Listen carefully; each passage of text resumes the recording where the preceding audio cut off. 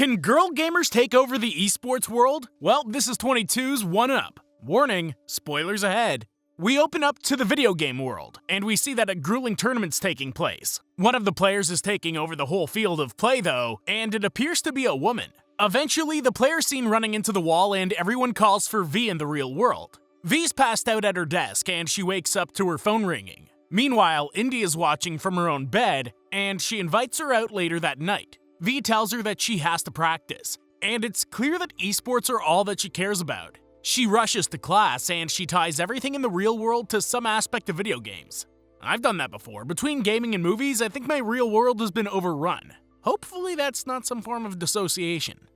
Anyways, V gets to Parker's class eventually, and the lecture on video games starts. As Parker mentions some of video games' greatest characters, Todd decides to chime in by talking about Lara Croft's animated endowments. That's not even surprising anymore. No one really talks about anything else in that series anymore. Parker points out that this was done on purpose though. She mentions that video games were geared toward the male population, but the profile of a traditional gamer has changed over the years. When Parker says her name, V wants to know where she knows that name from. After class, V and Sloan head to practice with the esports team that they play for, and we get to see just how much of a tool the leader Dustin is. Just before the big game starts, one of the players says that he flexed his thumb too hard during warm-ups, and Dustin has V take over for support. As they play, V tries to tell Dustin a better strategy, but he seems to be a one-man squad. As everyone else on the team dies, Dustin hogs all of the support. They end up winning, but V points out that Dustin won't always be that lucky. I'd say V needs a bigger part on the team. Maybe not as attack or anything though. Do you know how hard it is to find a good healer for your squad? She managed to keep him alive while he blindly charged right down the middle while keeping herself just out of harm's way. Managing all of that is a special thing. V starts to question if she should even want to be on the team, and when Dustin says that the only reason her and Sloan are on the team is because they're women, Sloan walks out too, and Dustin makes Owen pick up everything. Later, V heads to the party that Indy invited her to, and she tries to get on her feet to get her vibes back on track. Whoever thought of headphone raves is a genius. You've got to miss the bass beating in your chest though, that's the only thing. Indy looks as though she can feel everything all over though. Enough of those shroom-laced brownies and she'll feel everything in the universe.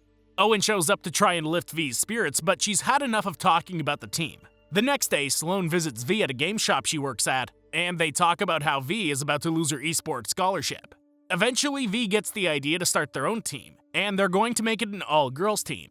They go to the dean later to talk about making their own team.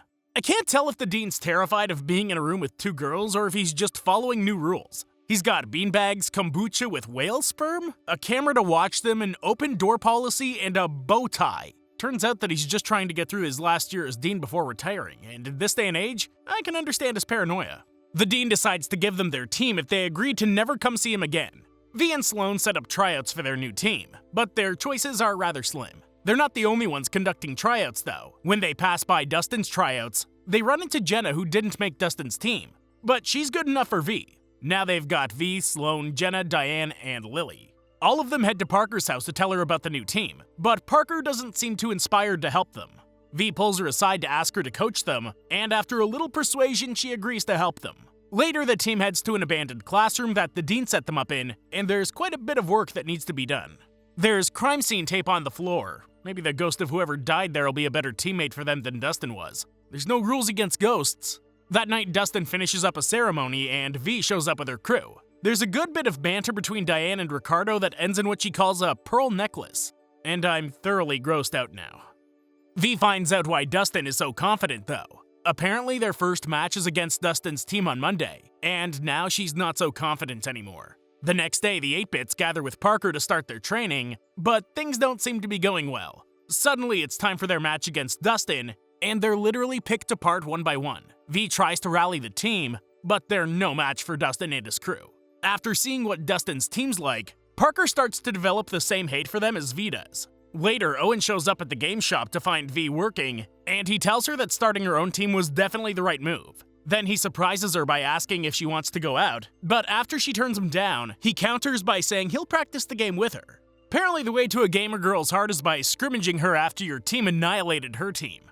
Later, Parker meets the 8-bits for practice, and she tells them that they need to go back to the basics of team building. They go around the room and introduce themselves, and the sharing gets a little bit too personal, so they head to the training part of their session.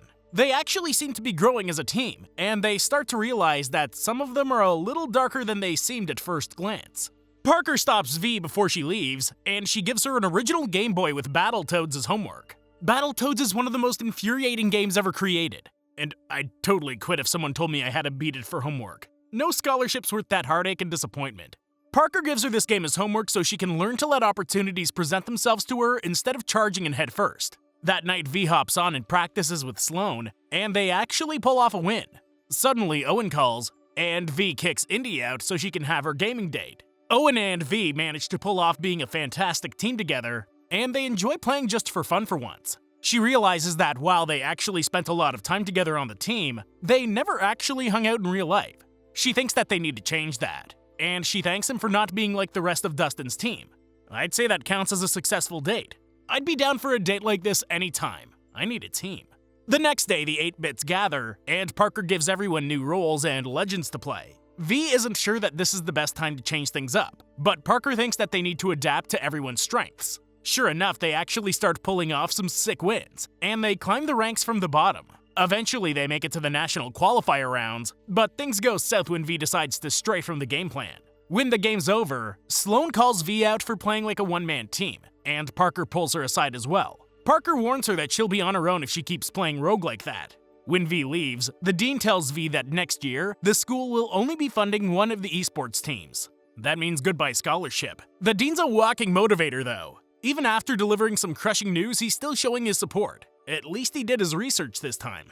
V tells the rest of the team what happened, and she tries to tell them that they need to double up on practices. The team starts falling apart, but Parker tries to bring everyone back together. Parker decides that it's time to share a special place with them, and she takes them to her garage where they find the holy grail of video games. She tells them that this is their chance to find their love in video games again, and the girls enjoy their time. All of them aside from V. She explains to Parker that she's got a lot riding on the upcoming tournament, and she tells her that her father doesn't believe in her dreams like she does. Parker puts on a movie for the crew, but V thinks that this is a waste of time. She leaves the group, and Parker rushes after her to warn her not to make the same mistake she did. Parker tells her that she thought she could do it all on her own, and V's making the same mistake. Letting loose is very important. Even I have to watch some good movies or guilty pleasures in between watching some of these movies. Let's admit it, a lot of these movies are definitely not good. That's why I'm rewatching the Fast and Furious franchise. Let's not go there though. V goes back to practicing, and the day before the tournament, Owen comes to the game shop to wish her luck. V shows that she's had a whole change of heart, and Owen leaves her there. The next day, the team prepares to face the second highest ranked team in the nation, and the team notices that V is definitely off. As the round goes on, the team tries to tell V that she needs to play in her lane, and in the end it comes down to V. The team set her up perfectly though, and they pull off a win. After the game, Indy actually catfishes Sloane into coming into V's room to fix their friendship, and the two of them bond over cookies, tea, music, and memories. Oh, and drugs. Indy definitely spiked their cookies and tea. Why would anyone trust Indy's snacks? She already has an established history of doing this. It works though, so credit to Indy.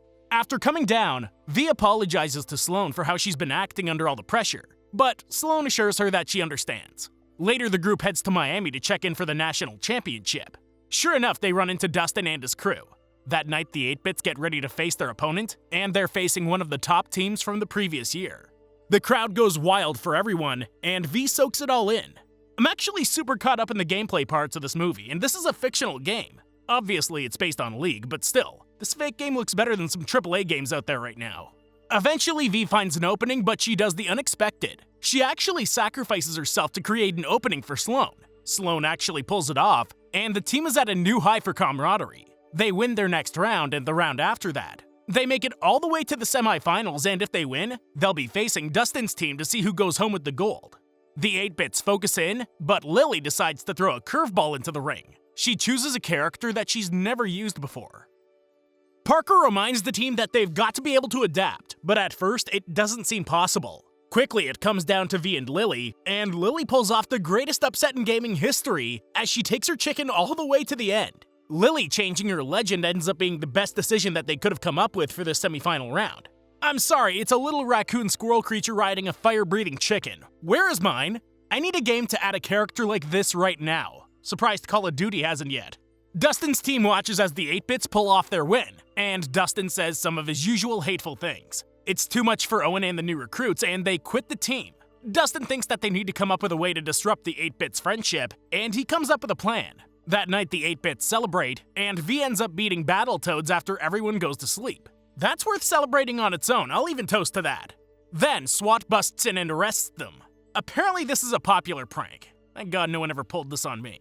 After spending some time at the station, the team's free to go, but Parker and her son have to stay to clear up some things. Apparently her son hacked the Minecraft store to get unlimited free credits. That kid should get the scholarship for sure. The 8-Bits arrive at the stadium just seconds before they would have had to forfeit, and Dustin can't believe that they actually made it. The team sits down for their fateful finals match, and V is really feeling the pressure. She looks to the rest of the team, and everyone comes together to run the game plan they agreed upon. The 8-Bits get the first kill, but the game stays pretty even throughout. In the end, it comes down to V versus Dustin. Parker gets there just in time to see this final showdown, and Dustin thinks that he's got this in the bag. He's just one blow from finishing her off when V finally understands why Parker always told her to play patiently. She waits for Dustin to dedicate to his shot, and she makes it backfire right into the enemy orb. In one shot, she takes him out and wins the game. Dustin's face is one of pure defeat. You only look like that when you've lost everything you didn't think you would. Anyways, happy ending for everyone who isn't on Dustin's team. Did you really expect anything other than that, though? When the team leaves, V runs into Owen and he tells her that he couldn't be the good guy for her if he kept playing with the bad guys. In a glorious moment, Owen and V share their first kiss, and Dustin gets arrested for that fake threat call. The 8-Bits also get sponsored to go pro by Mercedes, and they each get a new Mercedes to boot. Man, I'm in the wrong line of work. Then the credits roll. This was definitely an enjoyable comedy that's basically a modern retelling of classic sports comedies. Give it a shot. Thank you for watching, and I hope you enjoyed the video. Don't forget to like and subscribe for more like this one. Comment what you think I should watch next, and I'll see you in the next video.